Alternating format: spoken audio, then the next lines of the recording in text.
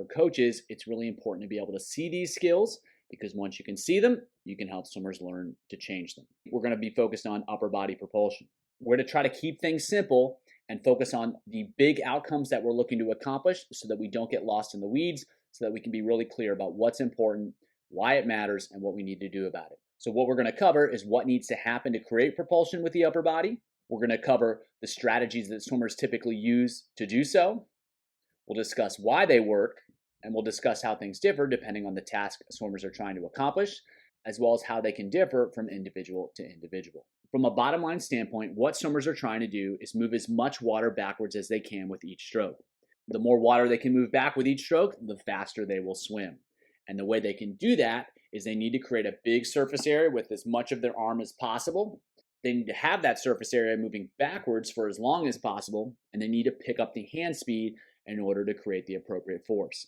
So that's basically what swimmers need to do. Big surface area, long period of time, accelerate the limb. And if they can accomplish that, then they're going to swim fast. So let's examine what that looks like when actually swimming. So we'll take a look at distance freestyle first, because as I alluded to, the distance that swimmers are swimming, the task they're trying to accomplish, will influence how they choose to create propulsion with the upper body. So as we'll see with this athlete, the first thing is to create a big surface area. So as you can see here, the whole forearm is facing backwards. And if it moves backwards, that means the body is going to move forwards. So he's got a great position here, and he's going to move it backwards for as long as possible. So now what the second thing I want you to pay attention to is, see this position he's in? He's going to maintain it all the way through the back of the stroke. And so we've accomplished two objectives so far. One, it's a big surface area moving backwards. We've got this position here. If he was just using the hand, you'd have kind of the dropped elbow position, which is what people refer to often. And again, all that really is you've created a much smaller surface area, and that's why it's a problem. So he's got this big surface area. It starts in front of his head. It moves straight back to his hip. So we've got a big, long distance that he's moving water backwards over. And then the last piece is, if you watch, there's an acceleration. So I'm going to go frame by frame here. The hand speed really picks up through the back of the stroke, and so you've got the acceleration too. So big surface area, long range of motion, accelerating hands. And if you watch, people think the arm pull is pretty complicated. It's not. There's not a whole lot going on. He just gets into position. He gets the surface area facing backwards and then just moves it all backwards. And that's all that really is happening. And so with each stroke, swimmers are trying to get a big surface area, and that's where the high elbow position, early vertical forearm, all that stuff, all that really is doing, all that's talking about is a big surface area. So big surface area, moving backwards, accelerating limb speed. That's all it really is. So we'll take a look with a sprint athlete, and we'll see the same principles, although what he does specifically is going to be a little bit different. So hand enters.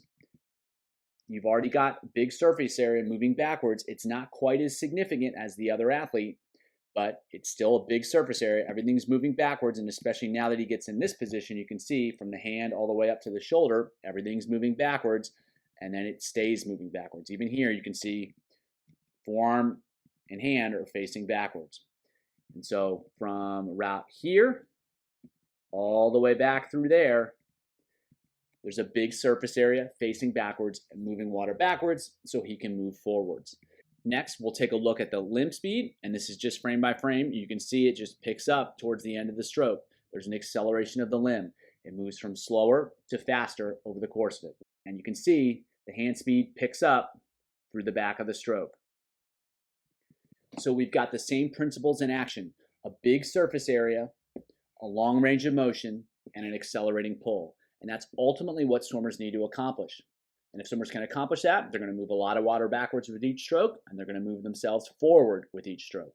And if you've been paying attention, you've noticed that these two athletes are not using the exact same strategy. They're using the same principles, but it's different. And that's because they're swimming different events. The task that they're performing requires different strategies in order to optimize performance. So when the sprint athlete, they don't have time to wait. So they're going to start initiating the pull immediately. And that tends to result in a deeper pull. Now, because they're swimming over a shorter distance, they actually want to have a deeper pull because that allows them to get a little bit more leverage in the water. The flip side is that position uses a lot more energy, it requires a lot more force, but it can create speed. But because the distance is so short, it doesn't really matter in this case. Energy conservation is not so much of an issue. Maximizing speed is what we want, and so that's going to require a strategy that's maybe less efficient, but it's more effective. And so you tend to have a little bit deeper pulls, a little bit straighter arms, and you don't have any hesitation in the front of the stroke. In contrast with this athlete, there's a lot more patience. The pull is shallower. You can see that the elbow is much closer to the surface, and there's not as much limb speed. So that creates a really efficient stroke. There's no wasted energy. He's using a pull that requires less force, and that allows him to sustain his speed over the course of a race he's swimming, which in this case is the 1500. So he's using the same principles with slightly different strategies because he has to focus on sustainability. He has to be able to hold his speed as opposed to just create a lot of speed over a short period of time. And so what you'll see is distance swimmers tend to use more of this strategy.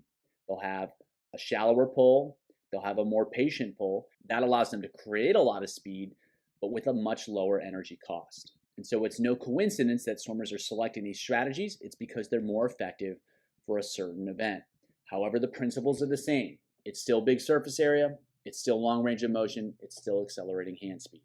Another important idea is that individual swimmers swimming the same events will still often display slightly different strategies. And that's because they have different bodies. They may have longer limbs, they may have shorter limbs, they may have more range of motion in their joints, they may have less range of motion in their joints, they may have more strength in specific muscles, they may have less strength in specific muscles. And again, while they use the same principles, you'll probably see some variation from swimmer to swimmer. And so we've seen this athlete swimming distance events. Now we'll take a look at this athlete. And so there's less pause in front, there's less gliding. However, there's still a shallow pull. The elbow stays pretty close to the surface. There's still some patience out in front, and they're still following the general principles. There's a big surface area established right here, and it's held throughout the stroke to right here, and there's an acceleration of the limb. And so you have two athletes that are equally successful. They're swimming the same event, and they're using the same principles, but they're applying them slightly differently because they have different ranges of motion. Something is different about these athletes. It's hard to know exactly what that is and why that results in certain changes. However, it's important to understand that these things happen and there will be individual differences, even though they're using the same principles, and they may be using the same principles equally well. It's just different, suited for their own needs. And the same thing applies in sprint events. And so if we watch the two athletes in the screen here, we'll see that they use slightly different strategies. The athlete in the back drops the elbow a little bit more and has a little bit less patience in the front of the stroke. That's not necessarily good or bad. It's just going to be different. And so you see the same things happening in the sprint events as you do in the distance events. There's going to be slight differences and sometimes even significant differences, but they're still following the same basic principles. They're just using a slightly different strategy because it's going to be a little bit more effective for them. Upper body propulsion, at the end of the day, is not particularly complicated. Swimmers are trying to move as much water backwards as possible, and the way they do that is by creating a big surface area with the whole arm, using as much of the arm as possible. They're going to establish that surface area as early as they can, and they're going to move it back for as long as they can, and they're going to accelerate the limb throughout that whole pull. And when they can do that, they're going to maximize the amount of water they can move backwards with each stroke, which maximizes the speed that they can create in the water. Upper body propulsion and how to use the arms to improve speed in backstroke. We're going to go over what the different components are. We're going to go over what they look like. And that way, you'll know exactly what you're trying to help your swimmers accomplish. And when you have clear goals, it's a lot easier to accomplish them. The goal here is to really simplify the backstroke pull. Sometimes it can be really complicated, but when it comes down to it, swimmers need to move a lot of water backwards so they can move forward, and it's all about finding the most effective and the most efficient ways of doing so. Let's dive in. So the first key concept here is creating a giant surface area to move as much water backwards as possible. And so if swimmers are using a small paddle, it's going to be a lot more difficult to do that. If they have a really big paddle, it's going to be a whole lot easier. So if we watch here, swimmer's going to set it up, and the whole arm right there is facing backwards, that whole forearm, that whole hand, and then it's going to move straight backwards. So it's a much bigger surface area than if the swimmer was just using the hand. So again, the whole forearm is facing backwards and water is moving straight backwards. So it's a much more effective way to interact with the water because they can create a much bigger surface area, which means they can hold a lot more water, which means they can move more water with each stroke. So the most important thing is setting up a position where they can orient the arm so that they can get that whole forearm facing backwards. That's going to create the biggest surface area. That's going to help them swim most effectively. Second thing we're going to look at is we're going to look at holding that position for as long as possible. So we'll watch from over the top. You can see this athlete here. That forearm, you can see at the bottom, is moving straight backwards for as long as possible. So watch the top. You can see her arm moving straight back as long as possible. She's got as much of that forearm straight back all the way through the end of the stroke. And so not only is it important to create a great position, it's really important to maintain that position for as long as possible. So you can see here, she orients the arm backwards. It's pretty much straight out to the side here. So the forearm itself is facing straight back, pulling straight back all the way through the entire stroke. And so create a big surface area, move it back for a long period of time. Swimmers are going to move a lot of water. So pretty simple in terms of what they actually have to do. So again, moving all that water straight back throughout the entire stroke. So next piece, swimmers need to accelerate their hand as they move through the pull as well, and that's going to build pressure on the water. That's going to allow for more propulsion. So far they have to have a great surface area. They've got to move it backwards for as long as possible, and they also want to accelerate through the pull. So let's take a look at what that looks like. So hand enters here, not moving very fast, and then you can see towards the end it really accelerates. So right there, the hand speed picks up. So the hand and the arm are moving faster and faster as they go through the cycle. The goal is to try to accelerate the limb throughout to maintain and increase propulsion. The more effectively swimmers are able to do that, the more they're going to get out of each stroke. So it's not just about what they do, how they do it matters too. So a key aspect, once they get the idea of setting up the stroke effectively and then pulling straight back for as long as possible, they have to learn to accelerate the hand through the second half of the stroke. So there's one more concept that I'd like to communicate, and that's the idea of opening the armpit to set up the stroke and then closing the armpit to execute the stroke. And so if we see right here, swimmer enters and their armpit is really open in that there's a lot of space in there. So that means the major muscles of the chest, the pecs here, and then the muscles of the back, the lats here, are on stretch. They're opened up and they're not contracted. Then as the swimmer pulls through, you can see that space close, and that indicates that the strongest muscles have closed the armpit, have executed the pull, and that's what you really want because you want the strongest muscles doing the work as opposed to weaker muscles. So again, the setup here, the armpit's open, there's a lot of space, and then as the swimmer pulls, that armpit closes because of the contraction of those really strong muscles. And so if you have swimmers that are swimming ineffectively and they're just kind of sculling out here, you'll see that the armpit never really closes or doesn't do so in a pretty effective manner. And so it's a really key concept because swimmers have to set up the stroke effectively in terms of creating a forearm facing backwards, but they also have to do so in a way that keeps the armpit open so that they can use those strongest muscles to move the arm straight back and then accelerate that hand as well. So you have all these different components working together and working in concert in order to create a lot of propulsion. Swimmers have to create a large surface area with the arm. They have to move that surface area straight backwards so that they can move forwards. And the more that they can accelerate the limb, the faster they will move forwards. And the way that they power that is by using the strongest muscles of the upper body. They do so by setting up the stroke in a way that opens and lengthens those muscles. And then when they pull, those muscles are able to do the work. So while backstroke pulling can seem really complicated, ultimately it's fairly simple. Get a big surface area, move it straight back, and accelerate it straight back. Usually when you do that, that allows for the armpit to open and close so that you can use the strongest muscles of the body. Rather than focusing on down sweeps, up sweeps, or other nuanced concepts, focus on the big picture of what needs to happen for swimmers to move forward. And ultimately, you'll become much more effective at designing interventions to help swimmers learn these skills. And when they can learn these skills, they're going to swim a whole lot faster. Specifically today, we're going to talk about upper body propulsion and how to create a more effective arm pull.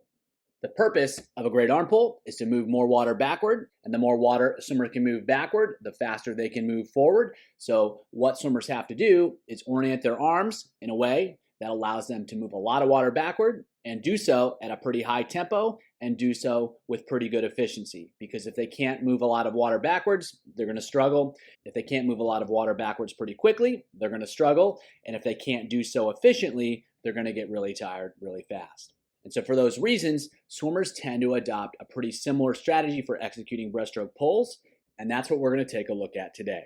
And as we go through, there are 3 key skills that swimmers need to execute. They need to create a big surface area with their arm in order to move a lot of water backwards. The bigger the surface area, the more effectively they're going to be able to move water with each stroke.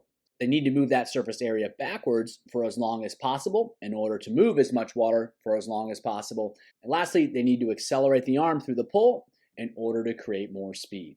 So let's check it out and see what it looks like.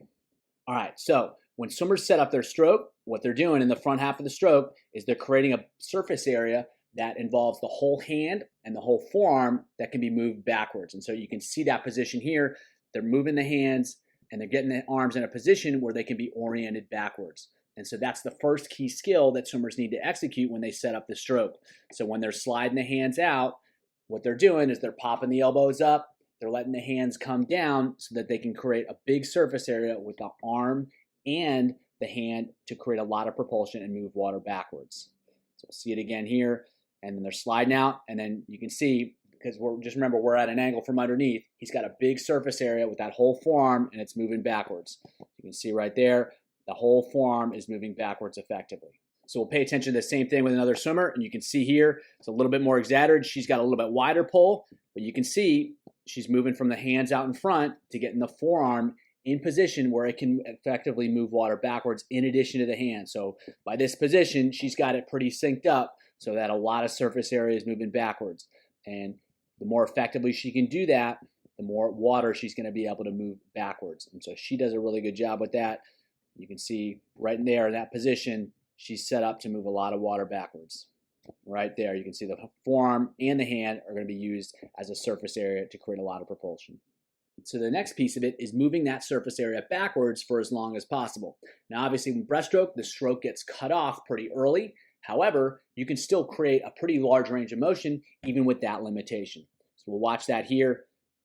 So he's in a pretty good position by right about here, and it's moving backwards, straight backwards, all the way till right about there. So if you watch his elbow, it's coming in pretty close to his body. He's basically squeezed as much as he can out of it. The only difference from here, he could extend his arms, but that wouldn't create that much propulsion because he's got most of the propulsion using the muscles of the chest and the back. So again, he's setting it up here and then pulling straight back all the way right to there, and that's when he ends the stroke so that he can recover the arms.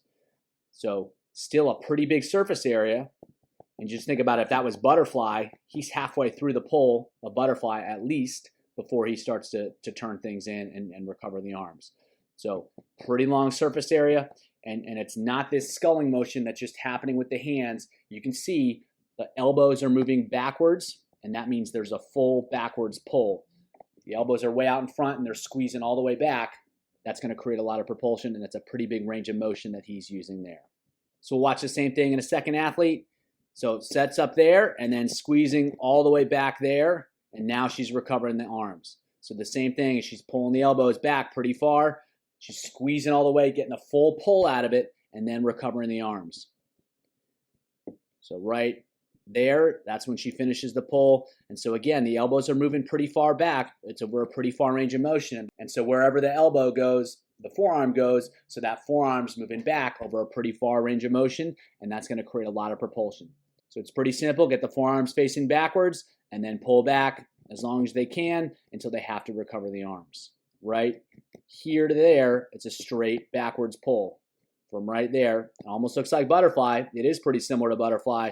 Right there, she's pulling herself back, and you can see the acceleration of her body forwards as a result of that backwards pull. So she's starting to hold water here and then ripping it straight back to there. We'll see it one more time, ripping it straight back to there. So it's key to create a big surface area and then move it for as long as possible to create as much propulsion as possible. So the last thing we want to pay attention to is accelerating the arms. So not only do they want to move water backwards with a big surface area over a long period of time, they want to accelerate that to maintain pressure and continue to create propulsion. And so it's patience And then you can see right there, there's an acceleration through the back of the stroke. So it's patience when he sets it up, and then he accelerates through the pull, and he really gets it ripping as the arms close into the body. So right there, you can see the acceleration. So right there, there's that acceleration of the pull. And because the pull isn't that long in terms of how long it takes and the range of motion that it goes through, because the hands aren't moving all the way down to the hips, it's going to be a pretty short range of motion, but the acceleration is going to happen fast. Right there, you can see he picks it up right there. So the more that swimmers can accelerate the pull, the more speed they're going to create, and that's ultimately going to allow for faster swimming. So watching with another athlete here, patience and then acceleration, patience and then acceleration. And so once she gets into that position where she sets up the stroke, right there, now she's accelerating and ripping it back. You can even start to see the cavitation pick up right there. She kind of separates from the bubbles a little bit because that's when she really starts to crank on it. That's when she really starts to accelerate the arms. So setting up and then accelerating the pull, set it up and then accelerating the pull. And that's going to create the most propulsion, getting a big surface area, a long range of motion, and really accelerating it. There was one more aspect of the pull that I want to touch on, and that's kind of the muscles that are driving the pull and the actions that facilitate the use of those muscles. So the biggest muscles and the strongest muscles of the upper body are your chest, your pec muscles, and then the muscles of your upper back, your lat muscles on the side. When those muscles are working, swimmers are going to be able to swim faster because they can create a lot more force. Because those are big muscles, they can be used over the course of an entire race. And while, of course, they're going to fatigue in a way that still allows swimmers to perform. So one of the things I want you to pay attention to is when the armpit is open, these muscles are on stretch, and that means they can be contracted. And so by closing the armpit, we're squeezing those muscles, and that's going to create a really strong pull. And so what we'll watch here with breaststroke is essentially what they do when they execute the skills we've discussed earlier is they open the armpit up. We'll be able to see that big space in here. And then when they pull, they close that armpit down. So we'll watch here as he sets up the stroke. As you can see here, there's a lot of space in his armpit here. And then as he pulls, it all closes down and disappears. And then he goes back, sets up the stroke again. And so right as he sets it up, he's created a lot of space in that armpit here, and then he's going to close it back down. And so that's the key skill, using those muscles and then creating a situation where the armpit is open, they're still in an effective pulling position, the forearms facing backwards, and then from that position, they can squeeze and pull everything through. We'll take a look at it from another view here so you can see the open armpit aspect of it. And so as this swimmer sets up the pull, you can see right there, there's a lot of space in there. You can even see her shoulder blades start to pop out because they're on stretch. It's opened up. And then as she pulls, squeezes closed, you can see that space is really open there. All of a sudden it closes down and then it disappears. And that's because she's created a strong pull using the strongest muscles of the body. So when she sets it up, there's a lot of space, especially right there. And then squeeze, pull, closes it all down. And you can see the acceleration of the body as a result of that. She's coming forward, she's coming up, and that means that she's creating speed. So an interesting way to think about that, if your swimmers aren't creating situations where they're opening up the armpits and then squeezing them through, they probably have things to work on in terms of improving their pull. And that could be either they're not creating a big surface area, they're not pulling backwards, they're not accelerating the hands. And so it's a great way to kind of think about things, especially from the perspective of which muscles are really driving the show and which are creating a lot of propulsion. So we'll take a look at this one more time in this swimmer. And as you can see, big space here. There's a lot of space in that armpit. And then boom, she squeezes, closes it off, executes a great pull. Same thing, sets it up, a lot of space, and then boom, squeezes it through, executes a great pull. So ultimately, the breaststroke pull is not particularly complicated. They need to create a large surface area using the hand and the forearm, setting it up so they can move a lot of water backwards. Then they need to take that surface area and move it backwards for as long as they can, accelerating the hand as they go. And when they do that, they're creating a lot of space, they're opening up the armpit, and they're really squeezing it through and using the strongest muscles of the upper body in order to power that pull. It's time to talk about butterfly and butterfly upper body propulsion. Because swimmers are using both arms at the same time, they can create a ton of propulsion, a huge impulse, and that can lead to a big increase in speed. The drawback is because they use both arms at the same time, there's going to be a big gap before they can get the arms back into the water and creating propulsion again. So in order to swim effective butterfly, swimmers have to get a lot out of each arm pull because there's that big space between the arm pulls. So if they don't accelerate the body, they don't create a lot of propulsion, they're really going to slow down because it's going to take a lot of time before they can execute another great pull. For that reason, it's really important to lock in a really effective pull and use the most effective skills possible to create a ton of propulsion. We're going to take a look at just how swimmers can do that, and what it really all comes down to is they have to create a big surface area that they can use to move water with. They have to move that water for as long as possible, and they have to accelerate the water as they move through the pull. If swimmers can accomplish those objectives, they can create a lot of propulsion, and that's going to lead to faster butterfly. Let's check it out. So after she enters, she's setting it up, she's oriented the forearms backwards, and now she's going to apply some propulsion to move herself forward. So that's the first key skill, is setting things up so that there's a surface area that's facing backwards.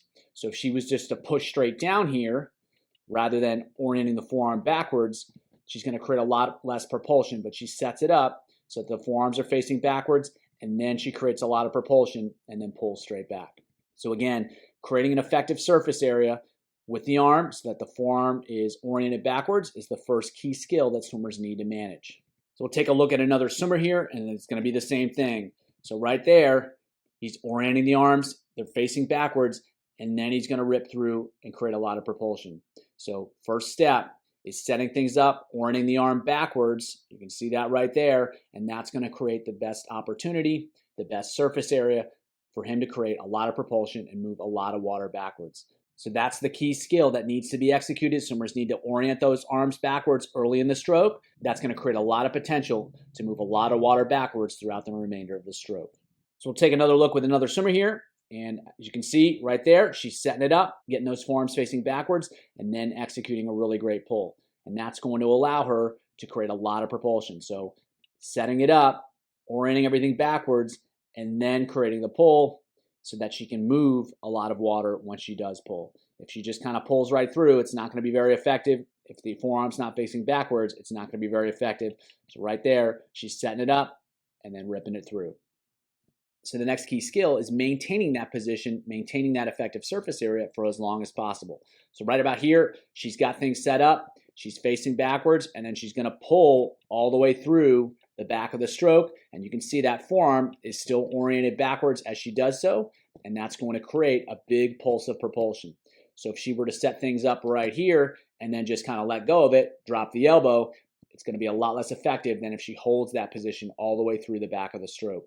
So sets it up right about here, starts pulling, and then she's going to pull all the way through the back of the stroke, maintaining that forearm position for as long as possible to create as much propulsion as possible. So we'll see the same thing with this athlete. Again, sets it up. He's in position right here, and he's going to pull. Those forearms are facing backwards all the way through the back of the stroke. And you can see from about right here all the way back to the end of it, he's creating a lot of propulsion. He's got those forearms facing backwards. The hands are facing backwards, and that's going to create a big pulse. It's one thing if to get into this position, but he's going to hold that position all the way through the back of the stroke, and that's going to create a huge pulse of propulsion, a lot more than if he maintained that same position for only a short period of time. So it's all the way through, and that's what's going to create a ton of propulsion. One final swimmer here, and you can see big surface area, and then she's going to hold it all the way through. Right here, you can see those forearms are still facing almost entirely backwards, and then through the back of the stroke, and then coming back for more. So setting it up, holding it here, and then holding it all the way through the back of the stroke. It's not just the position that can be achieved, it's how long that position can be achieved, and that's ultimately what really creates a lot of propulsion. Third key skill is accelerating the limb through. So patience, patience, patience, and then you can see the acceleration through the back of the stroke. I'm just going through this frame by frame. You can set up, and then there's the acceleration there. That's going to create a lot more propulsion than if swimmers just maintain the same hand speed all the way through. So acceleration through the back there. There's patience here, and then there's a setup, and then there's a building pressure, a building acceleration throughout the whole stroke. That acceleration maintains pressure on the water. That means more propulsion. Same thing with this swimmer here. Patience, and then acceleration. Patience, and then acceleration. And the challenge for most swimmers is creating the optimal amount of acceleration. If they're too patient, they won't create as much propulsion as they otherwise could. If they're too aggressive, they're going to get ahead of the stroke, and that's going to cause them to lose propulsion too. They're going to lose their timing, they're going to lose their position, and that ultimately will lead to less propulsion. See the same thing with this swimmer. There's the acceleration there, patience in the front, acceleration through the back of the stroke. Patience in the front, acceleration in the back. Again, that allows them to maintain pressure on the water. That allows them to create more propulsion. If they're consistent with the hand speed, even if they execute the right motion, they're not going to get nearly as much propulsion as compared to when they accelerate the limb. Hand acceleration, arm acceleration is a key aspect of creating a lot of propulsion with the upper body. An additional aspect of upper body propulsion that I'd like to draw attention to is how the stroke is powered. So ultimately, swimmers want to use the strong muscles of their chest, the pecs, and the strong muscles of their back, the lats, to create a lot of propulsion. As you can see here, when he sets up the stroke, there's a lot of space in his armpit. It's really open, and the elbow is way out to the side. And then as he pulls, that elbow is going to squeeze into the body, and that's going to be the contraction that powers the pull. And so he's going to open the armpit to set up the stroke right there. The elbows slide out. It creates a lot of space in the armpit. And then the elbows are going to slide into the body, and that motion is going to be powered by the chest and the back, and that's going to create a ton of propulsion. So sets it up, opens the armpit, squeezes through, and closes the armpit. And that allows the strongest muscles of the upper body to power the stroke, which is going to help swimmers create a lot more speed. And because those muscles are so strong, they're going to have a lot more endurance as well. So we'll take a look at the same concept from a different angle. And what we can see is she sets it up. You can see there's a lot of space between the side of her body and her arm. And then as she pulls, that space disappears. She pulls in right there. And that's the action that powers the pull. And that action is powered by the chest and the back. So sets it up. There's a lot of space, and then pulls through and closes that space down. And that's going to create the propulsion that she's looking for. And if you notice, there's going to be some inward motion of the hands there. And what that really is when she pulls back, the elbows come into the side. That's what drives the hand position to move in towards the body too. And so it's not that she's trying to scull. She's still trying to pull directly back. It's because she's closing that armpit, pulling the elbow to the side, that the hands come along for the ride. And so again, she sets it up, and now she's going to pull everything back, squeeze the arms to the body, and that's going to pull her forward through the water. Creating propulsion in butterfly is ultimately simple. Swimmers need to create a big surface area. They need to move that surface area backwards for as long as possible, and they need to do so with accelerating speed. They can power that pull by opening the armpit, getting the strong muscles of the chest and the back lengthened, and then contract those muscles, pulling straight back, letting the elbow come into the side, and that's going to allow for the maintenance of that big surface area, and that's also going to allow for the acceleration of the limb. Hope that was helpful, and as always, keep it simple.